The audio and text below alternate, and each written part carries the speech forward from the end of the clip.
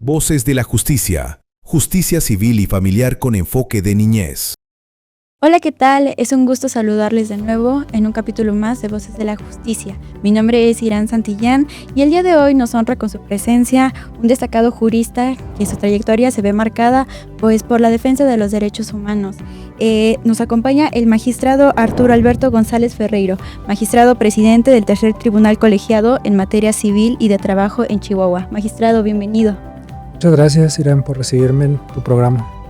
Magistrado, contar pues con su presencia en los micrófonos y en las plataformas del Poder Judicial es de gran relevancia porque vamos a tocar un tema pues crucial y de mucho interés, que es la justicia civil y familiar con un enfoque de niñez.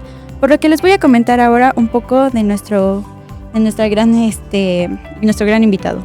Él es licenciado en Derecho por el Instituto Tecnológico y de Estudios Superiores en Monterrey, maestro en Derecho Administrativo por la Universidad Panamericana del campus de la Ciudad de México, candidato a doctor en Derecho por el Centro Carbonell, profesor de la Maestría de Derechos Humanos en la Escuela Nacional de Formación Judicial y de los programas de posgrados en Derecho de la Universidad Autónoma de Chihuahua y de la Universidad Michoacana de San Nicolás Hidalgo. También es miembro del Consejo Consultivo que elaboró el protocolo para juzgar con perspectiva de infancia y adolescencia de la Suprema Corte de la Justicia de la Nación. En el 2021, la Corte Interamericana de los Derechos Humanos, la Organización de las Naciones Unidas y otras organizaciones otorgaron el segundo lugar a nuestro gran invitado por el Premio de las Sentencias 2021, por el dictado también de la sentencia bajo los más altos estándares de protección de derechos humanos en el continente americano a favor de las personas migrantes. Su carrera judicial ha transitado desde oficial judicial, secretario proyectista, juez de distrito y en la actualidad magistrado presidente del Tercer Tribunal Colegiado en materia civil y de trabajo en el estado de Chihuahua. Para iniciar, magistrado, y familiarizar un poco a nuestra audiencia sobre el tema que vamos a abordar, ¿nos podría decir qué implica el modelo jurídico de la justicia civil y familiar con un enfoque de niñez? Sí, muchas gracias, Irán. Pues mira, el enfoque de niñez lo podemos reducir a una cosa muy sencilla. El niño no es una cosa, no es un objeto que hay que proteger. El niño es un sujeto de derechos, o sea, es una persona con derechos. Y cuando se va a hacer, los jueces, las juezas van a hacer su trabajo, cuando aplican el enfoque o la perspectiva, pues tienen que tener eso presente. Y además que quitarse todos los prejuicios o sesgos que puedan tener al momento de resolver cualquier conflicto, no tiene que ser civil, familiar, puede ser administrativo, laboral, penal. Tienen que aplicar este enfoque, que es entender que el niño es una persona con derechos, un sujeto de derechos, no un objeto, no una cosa que hay que proteger. Esencialmente es eso. Claro. Pues, magistrado, una vez comprendido este concepto general, ¿nos puede mencionar cuáles son los pilares fundamentales de este modelo jurídico? Pues yo creo que el primero es ese enfoque que te platicaba de ver al niño como un sujeto de derechos, y el otro es poner sobre la mesa el interés superior de la infancia. Te platico una cosa interesante, ¿no? El término menores, ¿no? El término menores viene de un modelo pasado. No debemos decir menores, debemos decir niños, niñas, adolescentes o infantes, ¿no? Esa es una cosa muy importante. Pero, de hecho, este paréntesis, bueno, el interés superior, ¿qué significa? El interés superior de la infancia. Para que la audiencia nos entienda de forma clara, el interés superior de la infancia implica, tratándose de los jueces, que los jueces siempre vean las consecuencias que van a tener sus decisiones en la vida de un niño. Eso va a ser una cosa que implica muchas cuestiones, ¿no? A lo mejor técnicas, pero en esencia es eso, que un juez se ponga a ver cuál es la consecuencia que va a tener su decisión, la consecuencia real en la vida de un niño. Claro, y es a partir de estos pilares que usualmente la ciudadanía todavía llega a tener cierta confusión en la situación de menor, y seguimos como que reiterando en cayendo en ese mal término en vez de llamarlos como son, niños y adolescentes.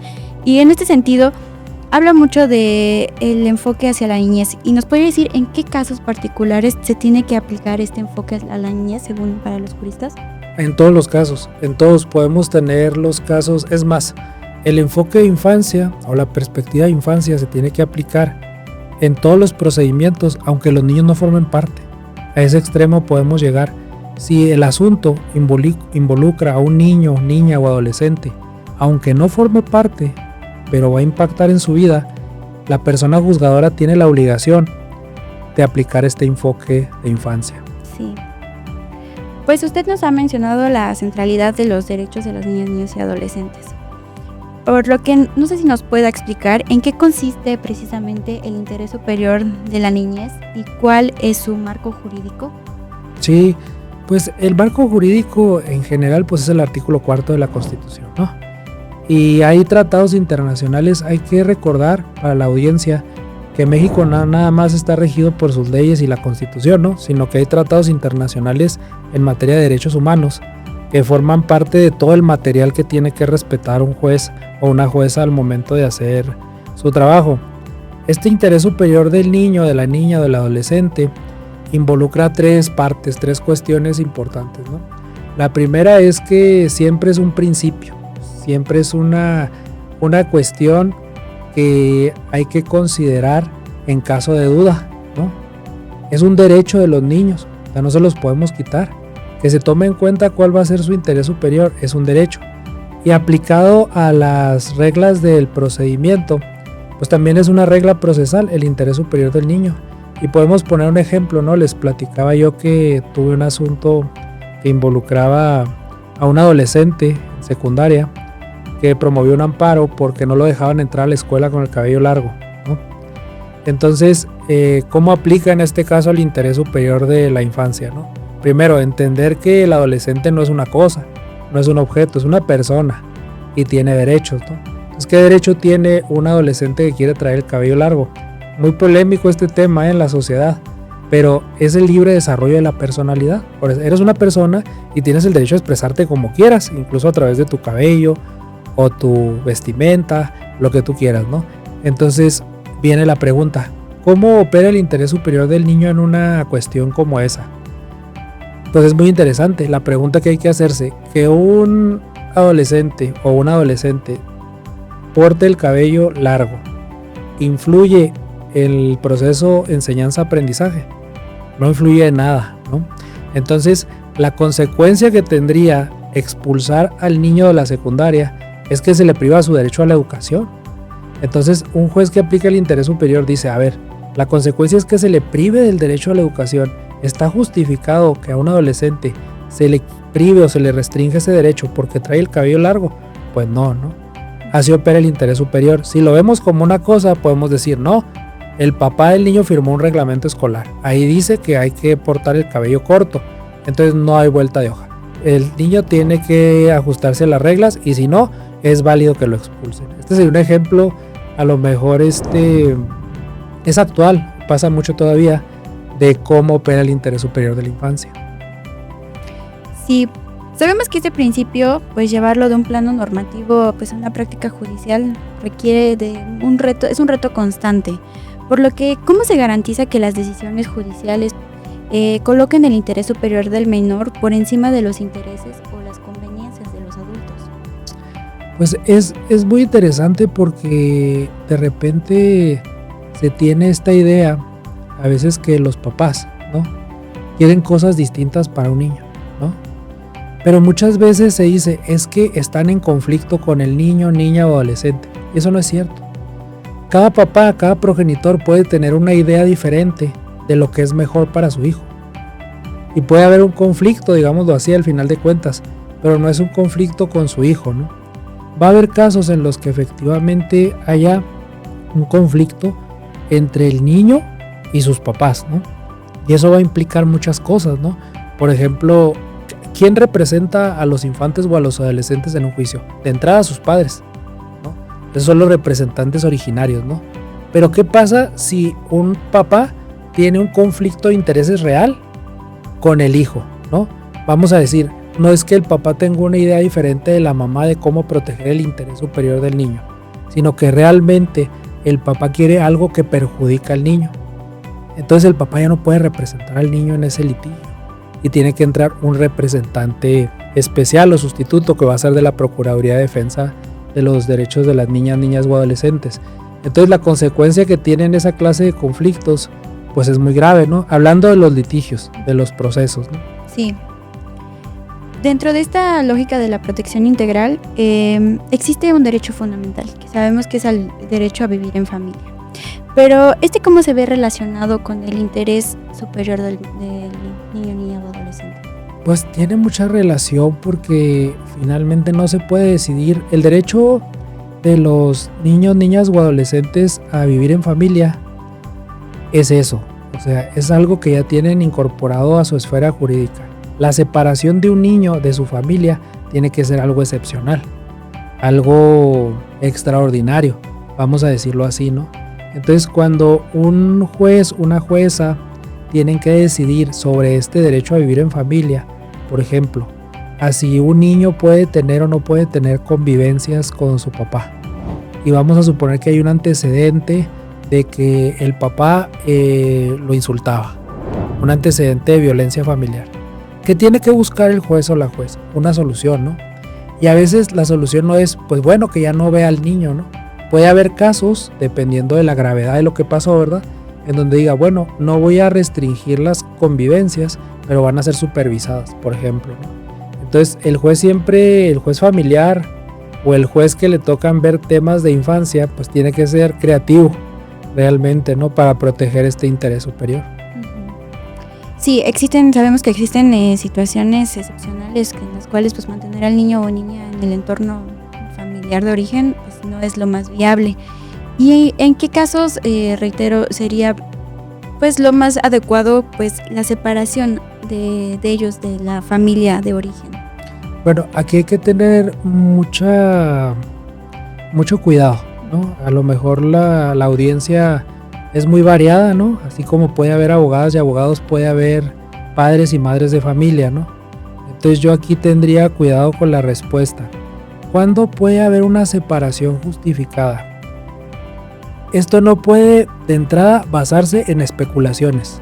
O yo me pongo a imaginarme que hay una situación de riesgo para un niño, o me pongo a suponer que se va a dar un tal escenario en determinado momento. No. Tiene que haber pruebas específicas de que al niño se le está causando un daño o que ya pasó algo y es probable que vuelva a ocurrir, por ejemplo la violencia familiar, ¿no? Ya sabemos que el papá le pegó al niño, ¿no? Bueno, ya ocurrió ese hecho. ¿Existe la posibilidad de que vuelva a ocurrir? Sí, entonces eso aumenta el riesgo, ¿no? Entonces se da una restricción a ese derecho. Tenemos que recordar que la restricción a los derechos es gradual. O sea, no puede, a veces no es absoluta, que ya no lo vea, que ya no conviva con él, que me lo entreguen a mí, ¿no? O sea, tiene que ser proporcional a lo que pasó, ¿no? Muchos les decía yo en el otro ejemplo, bueno, no lo va, a lo mejor no va a convivir con él en su casa, va a convivir con él en un centro de visitas y convivencia supervisada, ¿no? Entonces ahí es como vamos regulando esa cuestión, pero algo muy importante. El juez familiar tiene que ver en la medida de lo posible el fortalecimiento del núcleo familiar, siempre, porque pues este concepto de familia que estamos manejando, que no es la familia tradicional, ese es solamente un tipo de familia, ¿no? Hablo de papá, mamá e hijos, sino que todo ese grupo, ¿verdad?, que atiende a una realidad social que se considera familia, pues puede haber una familia, ¿no? Entonces sí es importante que los jueces, las juezas y las personas, que nos escuchan, pues tengan presente que esta separación tiene que estar muy justificada. Sí. Bueno, en esos casos excepcionales, ya sea por violencia, migración o situaciones pues de emergencia que sean fortuitas, ¿de qué forma el Estado garantiza su protección y cuáles son las diferentes opciones, como nos decía, de esos cuidados alternativos que se les puede otorgar? Bueno, tenemos dos situaciones con el derecho a vivir en familia, ¿no? Por un lado sí está el tema de la separación, el conflicto familiar, ¿no? Entonces, ¿el Estado cómo garantiza la protección de ese derecho? Precisamente a través de los jueces y jueces. Esas juezas y jueces que cuando llegan asuntos que implican decidir si va a haber la separación de un niño de sus padres, pues tienen muchas obligaciones. Una de ellas es vigilar el interés superior del niño, ¿no? ¿Cuál va a ser la consecuencia que va a tener su decisión? si hay unas pruebas específicas de un daño concreto o no, porque se pueden dar muchas situaciones discriminatorias. Por ejemplo, ¿qué pasaría en un caso o en un escenario donde un papá solicita la custodia de una niña y la mamá está enferma? Vamos a decir, la niña está mejor con su papá porque su mamá está enferma. O un papá solicita la custodia de una niña porque la mamá es pobre. Entonces dice, yo no soy pobre, por tanto va a estar mejor conmigo, ¿no? Esos son prejuicios. No hay nada probado en el sentido de que vaya a estar mejor con ella. Y sobre todo, una cuestión bien importante, se tiene que tomar en cuenta la opinión del niño, niña o adolescente. ¿Por qué? Porque si los vemos como una cosa, bueno, lo que digan es lo de menos, ¿no? Pero si los vemos como una persona con derechos, pues su opinión tendría que ser tomada en cuenta. Eso por un lado del conflicto familiar. Lo otro es que las tasas en México de niños, niñas y adolescentes que se encuentran en todos estos institucionalizados, vamos a decirlo, ¿no? En todos los lugares que el gobierno, por decirlo de manera simple, implementa para los niños que son abandonados por sus padres, por sus familias, es altísimo, ¿no? Entonces ahí tenemos un problema social realmente en todo el país y es un problema sobre el que hay que trabajar mucho. Claro, sí. Pues además de estas medidas de protección que de las cuales usted nos habla, pues la legislación actual contempla obligaciones específicas para las autoridades. Por lo que le pregunto, ¿en qué consisten los deberes reforzados del Estado cuando un niño, niña o adolescente es víctima de cualquier tipo de violencia, de acuerdo con lo establecido en el Código Nacional de Procedimientos Civiles y Familiares? Bueno, cuando un niño es víctima de violencia, o sea, la violencia familiar tenemos que entenderla, o la violencia contra el niño, como una de las cosas más graves que se pueden dar, ¿no? Una de las cosas más lamentables, y es una cosa que va contra la dignidad humana. Las medidas de protección que puede tomar un juez son inmediatas, ¿no? Tanto con el Código Nacional como yo creo que la gran parte de los códigos de procedimientos familiares y civiles del país, en donde todavía no entra en vigor el Código Nacional, ¿no? Pues tienen estas medidas de protección frente a la violencia. Muchas veces es la separación automática del progenitor que ejerce violencia o generador de violencia, ¿no? Esa es la más importante. Aquí tenemos que tener presente, respecto de la pregunta que haces, Irán, algo muy importante. El niño puede ser víctima de violencia de manera indirecta. O sea, muchas veces se piensa que a lo mejor el papá le pega a la mamá, o la insulta, o la menoscaba, o ofende su dignidad, o la presiona económicamente, la tiene controlada y todo eso, y dicen, bueno, a lo mejor soy mal esposo o mala pareja, pero soy buen padre, ¿no? No, el niño es una víctima indirecta de esa violencia, ¿no? Y eso ahí siempre que es muy importante para la audiencia, pues tenerlo presente, porque luego se invisibiliza. Dice, bueno, me pega, pero mis hijos están bien. No, te pega y tus hijos lo ven. Y cuando los hijos lo ven, los niños sufren. Y de esa manera el niño también es víctima de violencia. Y eso es algo que mucho de las familias mexicanas como que se desdibuja, ¿no? Es como de, no, pues sí, pero es muy buen papá. Los lleva a jugar, los lleva al parque y todo eso. Y a ellos no les pega ni nada. Pero pues ellos están viendo a su mamá con un moretón, están viendo que a su mamá le gritan, están viendo que a su mamá la insultan. Y entonces se crea en el niño este sentimiento también de víctima, ¿no? Que va a afectar pues toda su vida, ¿no? Entonces es algo que tenemos que tener presente, porque la protección de la infancia, no quiero mandar el mensaje equivocado a la audiencia, también es en la casa, ¿no? No nada más es en los tribunales. Sí, magistrado. Hasta ahora pues hemos hablado de la protección y las garantías, pero me gustaría que nos hablara sobre la justicia adaptada hacia las infancias y adolescencias. ¿Cuáles son las obligaciones que tienen al respecto las personas juzgadoras para con ellos? Bueno, aquí vamos a tocar un tema que a lo mejor es muy relevante en cuanto a la opinión de los niños, ¿no? O la declaración o el testimonio infantil. Miren, en la infancia, y me refiero a la infancia antes de los 12 años, ¿no? El pensamiento de un niño, tanto en las primeras infancias hasta los 5 años, y dependiendo de cada niño, tampoco se puede generalizar. Es muy abstracto. O sea, por ejemplo, el niño puede decir, ayer fuimos al súper, y fue hace 3 semanas, ¿no? pero él lo ve así, ¿no? Entonces, ¿cuáles son esta parte de esta justicia adaptada? Parte de esta justicia adaptada que están haciendo esfuerzo los tribunales de justicia es crear los espacios que se adecúen a las infancias. Por ejemplo, las salas de escucha de un niño, ¿no? ¿Qué tan adecuado es que, por ejemplo, a un niño lo escuchen en el despacho del juez? Donde está el señor juez con su traje o su toga y están los abogados y le preguntan al niño un montón de cosas. Dicen, Irán, que el impacto que tiene una persona adulta, a lo mejor nosotros no lo sentimos porque trabajamos aquí, pero el impacto que tiene una persona adulta de entrar a un tribunal es el mismo que tiene de entrar a un hospital.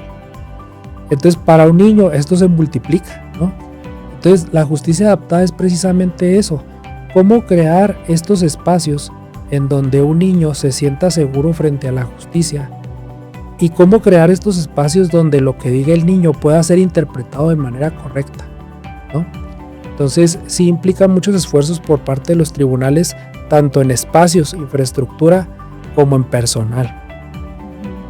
Sí, pues en este contexto sabemos, como nos dicta, bueno, que la participación directa y la capacidad jurídica de los niños, niñas y adolescentes debe de ser tomada en cuenta. Pero ¿de qué manera ellos pueden comparecer, como usted dice, a estos procedimientos civiles o familiares de acuerdo con el Código Nacional de Procedimientos Civiles y Familiares? Bueno, aquí la obligación ya cuando hay un proceso, ¿no? Vamos a pensar en un proceso civil o familiar. Es muy importante esto. Casi siempre se habla de lo civil y lo familiar, ¿no? Pero lo cierto es que la opinión del niño tiene que ser tomada en cuenta en todos los procedimientos en los que forme parte. Todos los procedimientos. Y hay procedimientos diferentes a la justicia civil y familiar en los que un niño forme parte, ¿sí? Sí, por ejemplo, les pongo un ejemplo. ¿Qué pasa, por ejemplo, o ha pasado que, por ejemplo, una clínica donde un niño, niña o adolescente está recibiendo un tratamiento y resulta que esa clínica la van a clausurar? ¿Podría un niño, niña o adolescente promover un amparo contra esa clausura? Sí puede, aunque no sea el dueño de la clínica, ¿eh? Entonces, por ejemplo, ese es un asunto administrativo, ¿no? En donde interviene un niño, niña o adolescente. ¿Dónde más intervienen los niños, niñas o adolescentes fuera de la justicia civil y familiar? Pues, por ejemplo, en asuntos, los niños no acompañados, migrantes, por ejemplo, ¿no? ¿Qué tipo de proceso es ese? Administrativo también. ¿Se les tiene que tomar en cuenta? Sí. ¿Qué tal que lo que yo quiero, esos niños, por ejemplo, buscan reunirse con sus padres en Estados Unidos? Ok, pero ¿qué pasa si el niño en determinado momento quiere regresar a su país de origen? ¿Se le tiene que tomar en cuenta su opinión? También, ¿no? Esto tiene que ver mucho con un aspecto que se tiene que entender. Se llama autonomía progresiva. ¿Qué significa esto? Que el niño, conforme va teniendo madurez, ¿verdad? Se tiene que evaluar por un juez. Pues cómo va él, no es lo mismo que declare un niño de 5 años, por ejemplo, a que declare un adolescente de 15 años. No va a ser lo mismo, ¿no? Y tiene que ver mucho con lo que dice, cómo lo ubica, dónde está el entorno. Entonces el esfuerzo de los jueces es en dos sentidos. Primero, traer al niño, si es necesario, a que dé haga una manifestación o se tome en cuenta su opinión dentro del procedimiento. Para eso necesitas la infraestructura adecuada. Bueno. Por otro lado, ¿cómo valoras lo que dice el niño? Eso también requiere un esfuerzo argumentativo muy fuerte. Entonces yo creo que a partir del Código Nacional también estos esfuerzos pues se multiplican, ¿no? Porque se trata de la medida de lo posible tomar decisiones que sean acordes a este interés superior. Sí, ligado con ello, hablábamos de que surge una figura de la representación jurídica especializada. ¿En qué consiste, a base de esto, la representación originaria y a cargo de quién se encuentra? Bueno, aquí tenemos que tener en cuenta que el niño sí es sujeto de derechos, pero el niño siempre tiene un representante, ¿no? El representante originario son sus papás. Lo que es cierto es que siempre en todo procedimiento tiene que haber un representante coadyuvante de la Procuraduría de Protección de Niñas o Adolescentes. ¿Por qué? Porque la representación que da esa Procuraduría, con lo que tú dices, Irán, es especializada, ¿no? Son personas que están especializadas en la infancia y ellos van a poder decirle al juez, por ejemplo, en determinado momento, si la intervención que están teniendo los progenitores, los representantes originarios, sí puede en determinado momento decir si es acorde al interés superior o no, ¿no? La falta de esa representación coadyuvante muchas veces genera que los procedimientos se repongan y que un juez tenga que llamar al representante coadyuvante de la Procuraduría. Ahora hay casos extremos, decíamos, bueno, ¿qué pasa cuando los padres sí están en contra de los hijos completamente? Pues ya no lo puedes representar. Entonces ya no es una representación coadyuvante, sino es una representación en suplencia. Entonces ya va a ser un abogado de la Procuraduría el que represente a tu hijo, ¿no? Entonces son cuestiones de representación que son muy delicadas también. Sí, bueno, estas modalidades de representación pues buscan fortalecer principalmente la protección integral de los niños, niñas y adolescentes. ¿En qué casos, aparte, deberían de considerarse la representación en suplencia? ¿Y cuál sería otra cuestión que la diferencie con la representación coadyuvante? Pues es esa. La representación coadyuvante, haz de cuenta que es como un ayudante. Ahí está el representante originario, que es el papá, y el ayudante es el representante coadyuvante, pero no desplaza al papá. O sea, tiene su representante originario y tiene su representante coadyuvante. ¿Qué pasa con el representante en suplencia? Sí desplaza al papá. O sea, el niño, para que se entienda claro, ya no va a ser representado por su papá o por su mamá, sino por el representante especial que lo sustituye. Precisamente porque se demuestra pues que el papá o la mamá ya no están en aptitud de representar a sus hijos. Y esto desde luego pues tiene que tener prueba, tiene que valorarse por un juez, porque es muy grave. A veces implica hasta una suspensión de la patria potestad. Pues la patria potestad, entre muchas cosas, da la facultad de representar a tus hijos. Entonces por ahí cuando cae situaciones extremas, pues se suspende. Sí. Pues todo esto cobra sentido cuando las personas, bueno, más bien los niños, niñas y adolescentes necesitan una defensa adecuada. Por lo que, ¿a qué se refiere el Código Nacional de Procedimientos Civiles y Familiares cuando se establece que al involucrarse los derechos de los niños, niñas y adolescentes, involucrarse en estos procedimientos jurisdiccionales debe de verificarse que cuenten con una defensa técnica y especializada? Sí, bueno, parte de la idea que toma el Código Nacional, pues ya realmente nosotros tenemos entre el marco normativo que decíamos al principio, pues una ley general de derechos de los niñas, niños y adolescentes, ¿no? Una ley general regula o desarrolla un artículo de la Constitución, ¿no? En este caso sería el artículo 4. Entonces, en este tema, la Ley General de Derechos de Niñas, Niños y Adolescentes parte de que la representación del niño es un aspecto y un derecho que no puede soslayarse. Hay muchos casos en los que la representación del niño se omite. Por ejemplo, puedo platicarte, o sea, el niño tiene muchos aspectos, incluso en los litigios. Yo conocí el tribunal colegiado de mi adscripción, es en materia civil, que incluye la materia familiar, pero también es en materia laboral. Entonces nos tocó conocer de un caso donde un niño reclamaba una pensión de orfandad porque falleció su padre, y su mamá, que representa al niño, solicitaba una pensión de viudez porque falleció su esposo, ¿no? Entonces hay un cierto límite para pedir la pensión de orfandad. Pasado determinado tiempo ya no se puede pedir, ¿no? Entonces el tribunal laboral, el juez laboral, le aplica ese artículo al niño, le dice, ¿sabes qué? Ya pasó este tiempo de que se tuvo conocimiento del fallecimiento del papá. Entonces, al haber transcurrido ese lapso, ya no hay el derecho para solicitar la pensión de orfandad, ¿no? Y el tribunal advirtió dos cosas bien importantes. O sea, primero, fue muy importante este precedente, porque lo que advirtió fue que el papá falleció en circunstancias que parecen relacionadas con el crimen organizado, ¿no? Entonces tenemos un fenómeno en México que es muy poco platicado, muy poco socializado o muy poco informado, de niños huérfanos porque sus papás fallecieron en temas de crimen organizado, ¿no? Pero son miles de niños en nuestro país. Entonces el tribunal se hace una pregunta, dice, bueno, esta regla que dice que tiene que pasar cierto tiempo para que un niño pida una pensión de orfandad, ¿aplicará en estas circunstancias? Y otra cosa, el niño estaba representado por una defensa técnica y especializada, ¿o no? ¿Por qué es importante la defensa técnica y especializada de un niño? Porque a lo mejor un abogado o un representante coadyuvante de la Procuraduría de Niños, Niñas o Adolescentes hubiera detectado este problema. Cuando no tienes una defensa técnica especializada de un niño, estos temas se soslayan, se olvidan, es un asunto más, ¿no?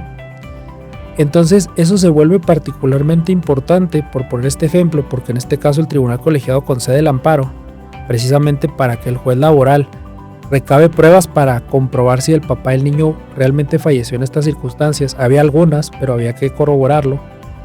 Y también para que nombren un representante coadyuvante, que implica una defensa técnica y especializada.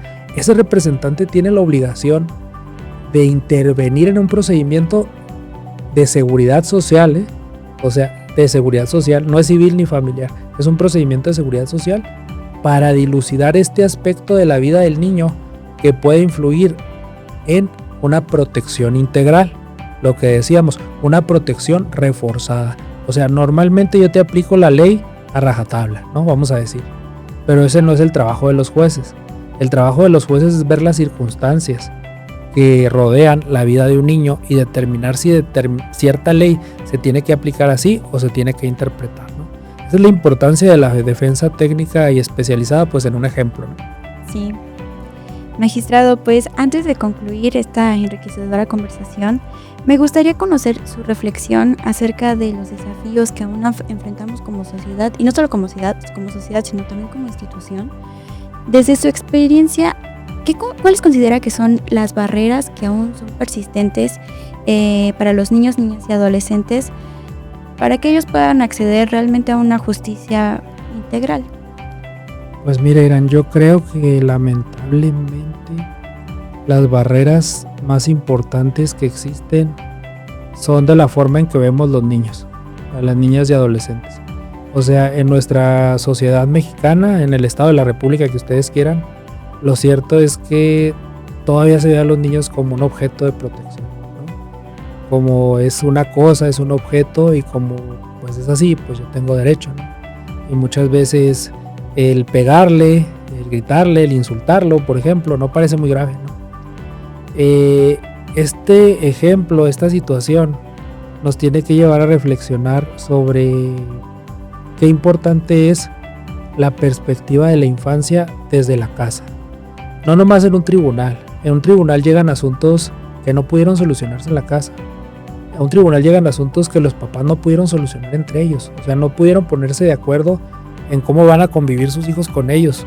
Y por eso lamentablemente tienen que ir a un tribunal para que una tercera persona que conoce el derecho les diga qué es lo que se tiene que hacer. Pero mucho tiene que ver con la visión que tenemos de que el niño pues es un objeto que hay que proteger, y yo creo que implica mucho que tengamos o haya un cambio que implique que se vea la perspectiva de infancia desde las escuelas, desde la casa, enseñarle a los niños que tienen derechos, que los pueden hacer valer, que la violencia no está bien, que la violencia, aunque no sea en contra de ellos, sí son víctimas, que no los pueden insultar, que no les pueden pegar. Entonces todos esos aspectos, incluso por ejemplo en temas escolares, los podemos ver. ¿Cuántas veces el bullying, por ejemplo, se invisibiliza, ¿no? ¿Cuántas veces eso se toma a broma o muchas veces se reafirma en la casa, ¿no? Entonces yo creo que el gran reto como sociedad que tenemos es ese. Magistrado, pues para concluir, no sé si le gustaría mandar un mensaje a nuestra audiencia respecto a este tema tan importante. Pues primero que nada agradecerte el espacio, agradecerle al Poder Judicial del Estado de Tlaxcala, a la magistrada presidenta, a los organizadores de este programa por el espacio, y pues decirles que más allá de que su práctica, a lo mejor mucha de la audiencia son abogadas y abogados, más allá de que su práctica profesional tenga o no tenga que ver con los niños, yo creo que parte de nuestra formación debe ser pues esta especialización en temas de infancia, porque finalmente todo lo que hagamos muchas veces rodea o afecta la vida de un niño, una niña o un adolescente. Pues magistrado Arturo, muchas gracias por compartir con nosotros de esta gran reflexión y sus conocimientos sobre un tema que es crucial y relevante y a tomar en consideración para con nuestras instituciones y también como sociedad. Pues hoy hemos recibido una voz de la justicia en este espacio de diálogo y de reflexión. Una voz que nos recuerda que la justicia no solo se imparte, también se explica, se comparte y se acerca a la ciudadanía. No olviden seguirnos en nuestras redes sociales, Facebook, Instagram, YouTube y Spotify.